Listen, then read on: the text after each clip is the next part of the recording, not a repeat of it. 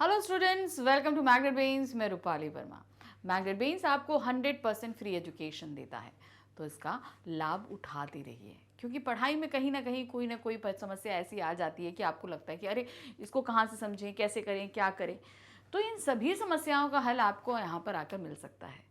आप भी पढ़िए, आपके किसी फ्रेंड को या भाई बहनों को भी इसकी आवश्यकता हो तो उन्हें भी ये सजेस्ट कीजिए कि वो यहाँ पर आकर बिल्कुल निशुल्क शिक्षा प्राप्त कर सकते हैं। तो आते हैं आज के वीडियो पे। आज का वीडियो है क्लास 12th हिंदी कोर के स्टूडेंट्स के लिए। हमारी हिंदी की पूरक पुस्तिका है वितान भाग 2, उसका अध्याय है 3, अतीत में दबे पांव। किस तरीके से इस पाठ में मोहनजोदाड़ो और हड़प्पा के बारे में बताया गया था, ये हमने सभी ने पढ़ा।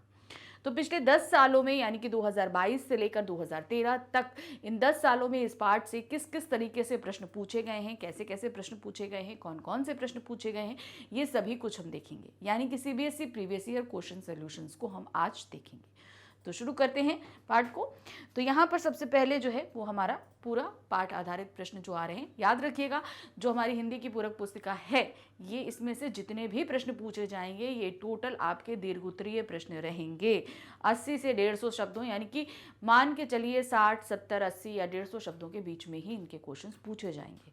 तो आपको जब भी इन अध्यायों से आपको आंसर्स तैयार करेंगे, हमेशा दीर्घोत्तरीय प्रश्नों को ही तैयार करिएगा। ठीक है, तो शुरू करते हैं। सबसे पहला प्रश्न है, कैसे कहा जा सकता है सिंधु सभ्यता आडंबर विहीन सभ्यता थी? उदाहरण सहित अतीत में दबे पांवों के आधार पर स्पष्ट कीजिए। पाठ में आपको ये बताना है कि सिंधु घाटी जो सभ्यता थी वो क्या था? टोटल आडंबर विहीन थी। या आडंबर विहीन का मतलब होता है कि जहाँ पे दिखावा बिल्कुल भी नहीं था। तो वहाँ से मिली हुई जितनी चीज़ें हैं वो हमें इस चीज़ को दर्शाती हैं कि वहाँ पे बिल्कुल भी आडंबर, दिखावा नाम की चीज़ नहीं थी। ये प्रश्न हमसे पूछा गया है सन 2019 में। तो देखिए क्या है, कैसे लिखेंगे इसको। सामाजिक एवं सांस्कृतिक दृष्टि से सिंधु सभ्यता के सामाजिक वातावरण को बहुत ही अनुशासित होने का अनुमान लगाया गया है। तो जितने भी अवशेष मिले हम सभी को पता है कि अनुशासित था। वहां का अनुशासन ताकत के बल पर नहीं था।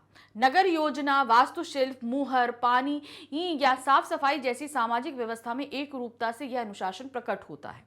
मतलब नालियों का ढका होना, वहां के जो अवशेष मिले हैं पता चलता है कि वहां सामाजिक संगठन बहुत ही स्ट्रांग था। सिंधु सभ्यता में सुनियोजित नगर थे, पानी की निकासी की व्यवस्था अच्छी थी, सड़कें लंबी व चौड़ी थी, कृषि भी की जाती थी, यातायात के साधन के रूप में बैलगाड़ी भी थी। हर नगर में मुद्रा, अनाज भंडार, स्नान गृह आदि थे तथा पक्की ईंटों का प्रयोग होता था। सिंधु सभ्यता से प्रदर्शन या दिखावे की प्रवृत्ति नहीं थी। यही विशेषता इसको अलग सांस्कृतिक धरातल पर खड़ा करती है। यह धरातल संसार की दूसरी सभी सभ्यताओं से पृथक था। देखिए, आपको जितनी भी पुरानी संस्कृति को अवशेष मिलेंगे तो वहां दिखाया बड़े बड़े राजा थे, उनके बड़े बड़े महल थे, उनके मुकुट थे, उनका पहनावा था, उनके मकबरे हैं। ये सारे लगभग हर सभ्यता में मिलता है, लेकिन सिंधु सभ्यता में ऐसा कुछ नहीं मिलता कि वहां पे राजा का बड़ा महल तक नहीं मिला, इवन मुकुट तक आपको बड़ा नहीं मिला। वहां पे हथियार नहीं मिले, वहां पर आपको जो है औजार मिल रहे हैं पर हथियार नहीं मिल रहे हैं। तो इससे ये पता चलता है कि वहां दिखावा नहीं था, किसी ताकत के बल पर वहां चीजों को अनुशासित नहीं किया जाता। वहां के लोग अपने आप में अनुशासित थे, चीजों को अपने आप सुव्यवस्थित करते थे। तो शासन क्या था? वो एक सुव्यवस्थित सुनियोजित शासन था सिंधु घाटी का। प्रश्न संख्या 2 है, सिंधु की सभ्यता पूर्ण विकसित मानव सभ्यता थी। इस विचार से आप कहां तक सहमत हैं और क्यों? मतलब वहां पे जो सभ्यता थी वो पूरी तरीके से विकसित हो चुकी थी, आपको ये बताना है।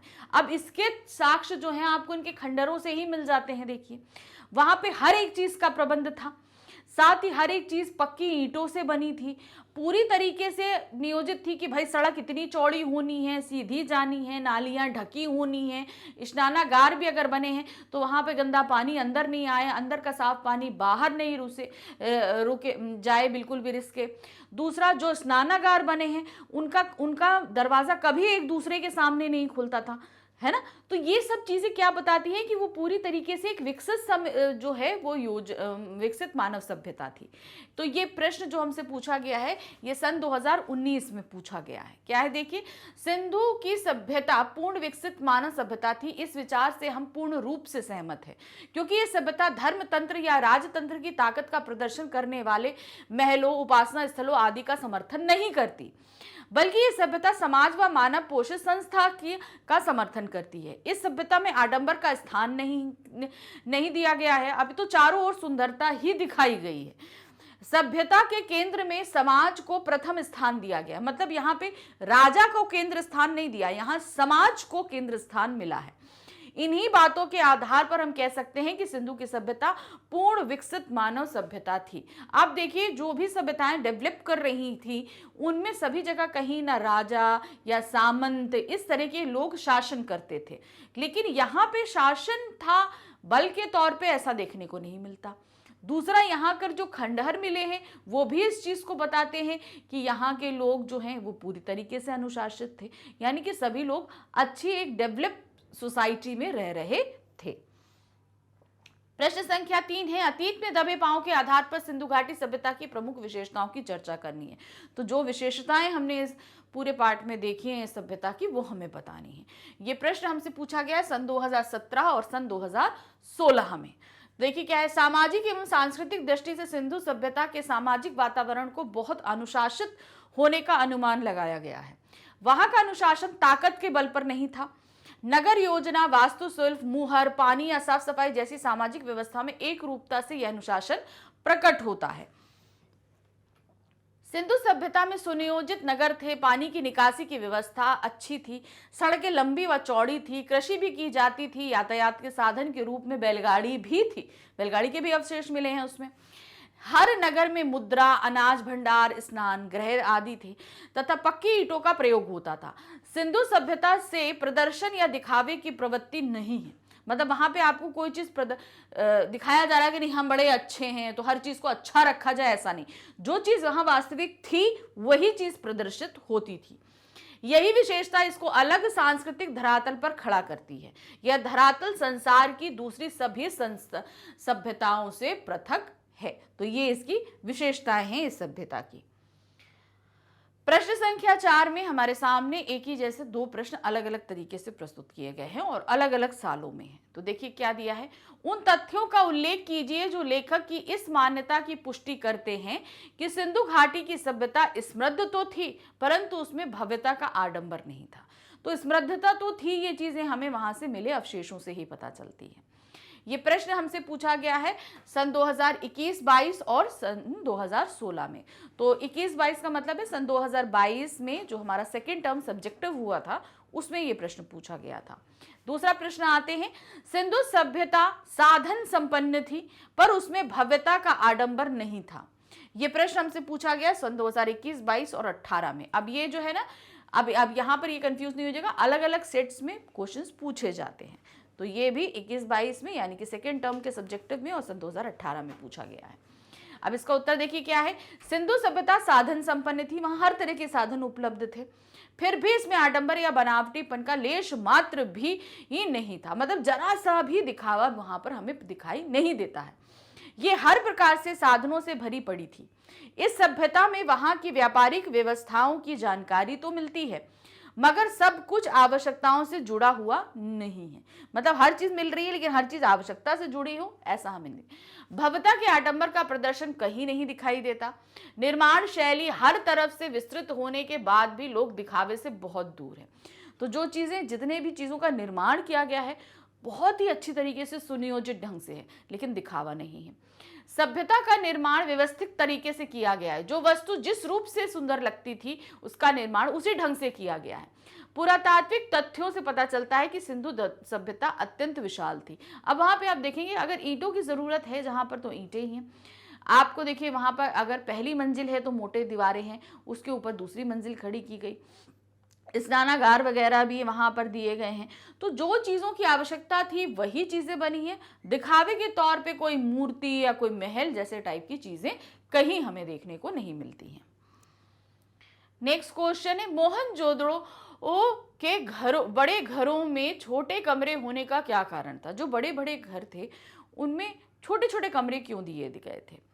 तो ये प्रश्न हमसे 2021-22 में पूछा गया है। तो देखिए क्या है, मोहनजोदड़ो के घर बड़े और घरों में मंजिलें भी थी, हमको पता चलता है क्योंकि पहली मंजिल की दीवारें मोटी थी और उसके ऊपर दूसरी मंजिलें भी खड़ी की गई होंगी, ये चीज का अंदेशा लगाया जाता है। बड़े घरों में कुछ छोटे कमरे हैं, इनसे अनुमान लगाया जा सकता है कि शहर की आबादी काफी अधिक रही होगी। एक कारण यह भी हो सकता है कि ऊपर की मंजिल में मालिक और नीचे के छोटे कमरों में नौकर चाकर रहते हों। तो क्योंकि भाई देखिए, ऊपर की मंजिल के तो अवशेष हमें मिले नहीं, नीचे की मंजिल के जो अवशेष मिले हैं उसमें कमरे छोटे हैं। भाई घर बड़े हैं तो कमरे छोटे क्यों रखे गए? तो इसके दो अनुमान लगाए गए कि भाई आबादी बहुत ज्यादा थी, इसलिए घरों में छोटे छोटे कमरे रखे गए ताकि ज्यादा लोग रह सकें। या दूसरा कारण ये हो सकता है कि ऊपरी मंजिल में मालिक लोग और नीचे नौकर चाकर रहते हो। परंतु सभी घर एक ही कतार में बने हुए हैं। बड़े घरों के आंगन में चौड़ी सीढ़ियां थी हैं। कुछ घरों के ऊपर की मंजिल के निशान हैं पर सीढ़ियां नहीं हैं। शायद लकड़ी की सीढ़ियां रही हों जो कालांतर में नष्ट हो गई हों। इस प्रकार अनुमान लगाया जा सकता है कि बड़े घरों में छोटे कमरे उन्होंने अपनी व्यवस्था के अनुसार बनाए होंगे। तो अब ये चीजें क्या हैं, उन्होंने अब जैसी जैसी उनकी सुविधा नहीं उन्होंने वैसे वैसे निर्माण कराया होगा। प्रश्न संख्या 6 है, यहाँ पे देखिए दो प्रश्न प्रस्तुत किए गए हैं। क्या है पहला, टूटे फूटे खंडर सभ्यता और संस्कृति के इतिहास के साथ साथ धड़कती जिंदगियों के अनछुए समयों का भी दस्तावेज होते हैं। कैसे? अतीत के दबे पांव के आधार पर उत्तर पुस्तिका की पुष्टि कीजिए। उत्तर की पुष्टि करनी है हमें। तो अब यहाँ पर बताया भाई खंडर जो है वो हमें क्या है, उस समय की सभ्यता कैसे थे, लोग कैसे रहते थे, वो सारी चीजें बताते हैं, इसलिए ये खंडर हमें जीवित प्रतीत होते हैं। ये प्रश्न हमसे पूछा गया है सन 2015 में। दूसरा प्रश्न आते हैं, टूटे फूटे खंडर सभ्यता और संस्कृति के इतिहास के साथ साथ धड़कती जिंदगियों के अनछुए समयों का दस्तावेज होते हैं। इस कथन का भाव स्पष्ट करिए। अब ये प्रश्न हमसे पूछा गया सन 2014 में। अब देखिए क्या है, जहां कहीं भी मनुष्य या आदमी बसे हुए होते हैं वहां बाद में उनके ना रहने पर खंडर ही बन जाते हैं। मोहनजोदड़ो के लेखक को यह आभास होता है कि शहर के किसी भी मकान की दीवार पर वह पीठ टिकाकर आराम कर सकता है। किसी भी घर की ड्योढ़ी पर पांव रखते ही शरीर सहम जाता है।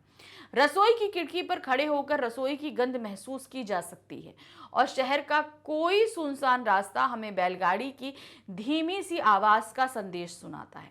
तो कहते हैं ना कि उस शहर में जब हमारे लेखक गए तो हर एक चीज को वो महसूस कर रहे थे, जैसे लग रहा है कि यहाँ पे लोग अभी चल कर गए हैं या इस रसोई घर में अभी खाना बना है। तो मतलब उस समय के लोग कैसे रहते थे ये चीजें लेखक महसूस कर रहे थे। मोहनजोदड़ो और हड़प्पा का प्राचीन नगर नियोजन वस्तुतः वास्तुकला, सड़क निर्माण आदि की जानकारी पर रोशनी डालता है। यहाँ के अद्भुत घरों में जब लोग बसते होंगे तब सड़कों पर वाहन भी चलते होंगे और बसी बसाई बस्तियों की चहल पहल भी होगी। इस प्रकार खंडरों के आधार पर उनके रहने सहने का ढंग और सोचने के तरीकों की भी कल्पना की जा सकती है। संसार में सभी प्राचीन सभ्यताओं की तुलना से इसे श्रेष्ठ माना गया है। तो जितनी भी सभ्यताएं मिली उसमें ये सबसे सुनियोजित और स्पष्ट सभ्यता रही है और यहाँ पर आप खड़े होकर हर एक चीज को महसूस कर सकते हैं। इसीलिए बोला गया है कि ये धड़कती जिंदगियों के दस्तावेज हैं। दस्तावेज का मतलब होता है कागजात। नेक्स्ट क्वेश्चन आते हैं, क्वेश्चन नंबर 7। सिंधु घाटी के लोगों में कला या सुरुचि का महत्व अधिक था, उदाहरण देकर। तो अब ये जो प्रश्न पूछा गया कि वहां पे कला, अब वहां पे मिली जो मूर्तियां हैं, जो आपको बर्तन मिले हैं, उसपे जो कलाकारी है, इस सारी चीजों को देखकर दिया जाता है, कहा जा सकता है कि वहां पे कला में लोग बहुत ज्यादा निपुण रहे हैं, कलात्मक चीजें हमें देखने को मिलती हैं। तो ये प्रश्न हमसे पूछा गया सन 2019 और सन 2013 में। तो क्या है देखिए, सिंधु घाटी सभ्यता के लोगों में उत्कृष्ट कलात्मक अभिरुचि थी। यहाँ के लोगों के दैनिक प्रयोग की वस्तुओं में भी कलात्मकता दिखाई देती है। यहाँ की वास्तुकला तथा नियोजन वास्तु धातु व पत्थर की मूर्तियां, केश विन्यास, आभूषण, बर्तनों पर उभारे गए चित्र, मोहरों पर लगी उत्कीर्ण आकृतियां आदि सिंधु घाटी के लोगों के सौंदर्य बोध और कलात्मक रुचि को प्रकट करती हैं। तो जो अवशेष मिले हैं उनसे ये चीज पता चलती है कि यहाँ के लोग कला प्रेमी थे, कि हर चीज में कलाकारी करना उन्हें अच्छा लगता है। वस्तुओं के प्राकृतिक या नैसर्गिक सौंदर्य को अधिक महत्व दिया गया था, मतलब चीजें जैसी हैं वो तो सही है, लेकिन उनको और ज्यादा कलात्मक बनाया गया। जैसे अब कंघी मिली तो कंघी को ही उसका जो पकड़ने का जो हिस्सा है उसको बहुत अच्छा कलात्मक रखा गया। बर्तन तो खाने के लिए होते हैं, लेकिन उनमें भी कलात्मकता दिखाई गई है। सामूहिकता एवं सामाजिकता का पक्ष इस सभ्यता के लोगों के लिए प्राथमिकता थी। इस सभ्यता में राजमहलों, मंदिरों, समाधियों के अवशेष नहीं मिलते हैं। ऐसी कोई मूर्ति उपलब्ध नहीं है जिसमें विशालता एवं भव्यता व्याप्त हो। इसका आशय यह है कि यह सभ्यता राज पोषित या धर्म पोषित ना होकर समाज पोषित थी। यानी कि यहाँ पर समाज को ज्यादा महत्व दिया जाता था, ना कि किसी धर्म या राजा के महत्व या डर के हिसाब से ये सभ्यता चलती हो।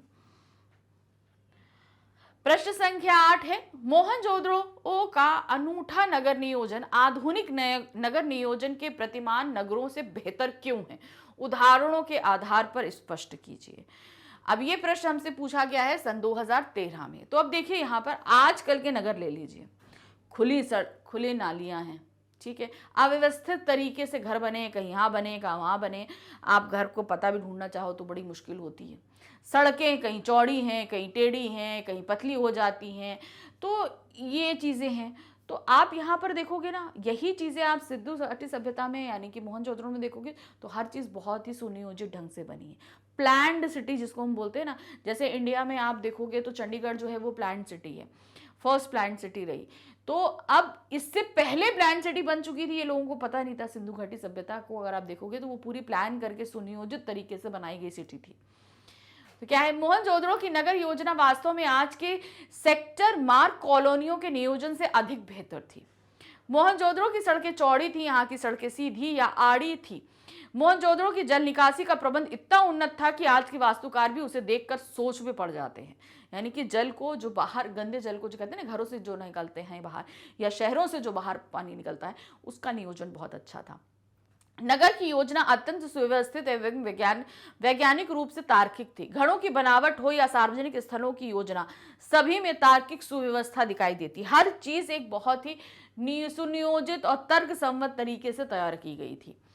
मोहनजोदड़ो में मकान सतह से कुछ ऊंचे बनाए गए, मतलब ऐसा नहीं है कि प्लेन सरफेस में, थोड़ा सा ऊंचे करके बनाए गए ताकि बाढ़ आए, पानी बरसे तो घरों में पानी नहीं भरे, ताकि नदी का पानी उन्हें हानि ना पहुंचा सके। इस शहर में उच्च वर्ग की बस्ती, स्नानागार, ढकी नालियां, पानी की निकासी की व्यवस्था, सभा भवन, घरों की बनावट आदि देखकर स्पष्ट रूप से कहा जा सकता है कि यहाँ की नगर योजना बेमिसाल थी। तो अब यहाँ पर जैसे देखिए सभी अवशेष, अब आजकल के घरों से, आजकल के नगर की प्लान सिटियों के से देखेंगे तो आप बिल्कुल भी उन्नत पाएंगे सिंधु घाटी की सभ्यता की नगर योजना को, है ना।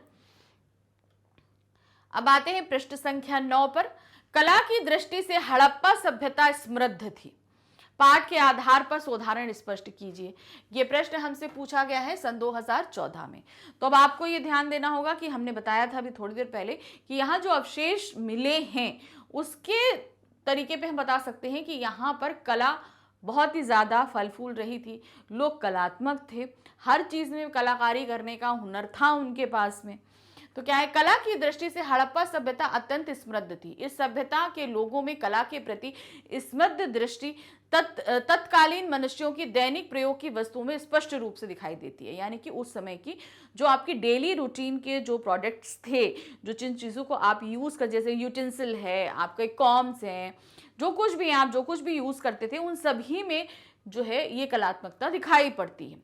जैसे वहाँ की वास्तुकला तथा नियोजन, धातु एवं पत्थर की मूर्तियां, मिट्टी के बर्तन एवं उन पर बने चित्र, वनस्पति एवं पशु पक्षियों की छवियां, मोहरें, उन पर उत्कीर्ण आकृतियां, खिलौने, केश विन्यास यानी कि कॉम, क्लिप्स, ये सारी चीजें जो मिली हैं वो, आभूषण, सुघड़ लिपि यानी कि जो उनकी लिपि थी वो भी आदि तत्कालीन समय में विद्यमान हड़प्पा सभ्यता के सौंदर्य बोध को व्यक्त करती है। वहां भव्य राजमहल, मंदिरों या समाधियों के अवशेष नहीं मिलते। भवनों में आकार की विशालता एवं भव्यता मौजूद है।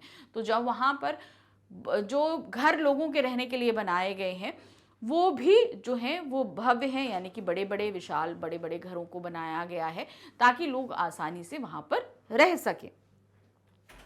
कोई भी ऐसी मूर्ति या चित्र उपलब्ध नहीं हुआ है जिसमें प्रभुत्व या दिखावे के तेवर व्याप्त हूं, मतलब हमारी प्रभुत्ता है, ये सारी चीजें वहां दिखाई नहीं देती। कहने का आशय है कि हड़प्पा सभ्यता कला की दृष्टि से अत्यधिक समृद्ध थी, लेकिन यह कला सौंदर्य राजपोषित या धर्म पोषित ना होकर समाज पोषित थी। तो जितनी भी यहाँ पर आप कलाएं देखेंगे प्रकृति से संबंधित हैं, समाज से संबंधित हैं। आप राजा नहीं देखेंगे, धर्म की चिन्ह नहीं देखेंगे वहां पर। ये सारी चीजें वहां के कलात्मक चीजों में हमें कहीं पर भी दिखाई नहीं देती हैं। इसीलिए इस आधार पर कहा गया है कि यह सभ्यता समाज पोषित थी, यहाँ पर कोई धर्म या राजा का प्रभुत्व नहीं था। तो इस प्रश्न के साथ ये अध्याय हमारा पूरी तरीके से यहाँ पर समाप्त हुआ। तो पिछले 10 सालों में पूछे गए इस अध्याय के प्रश्न हमने यहाँ समाप्त किए। तो आपको समझ में आ गया है कि कैसे कैसे प्रश्न पूछे जा रहे हैं, लगभग घुमा फिरा कर पूछे जाते हैं, लेकिन आपको इस चीज़ को समझना है कि इसमें पूछा क्या जा रहा है, आपको वही चीज़ बतानी है। तो अभी और भी चैप्टर्स हैं हमारे, फिर से मिलेंगे। Thank you for watching, bye bye.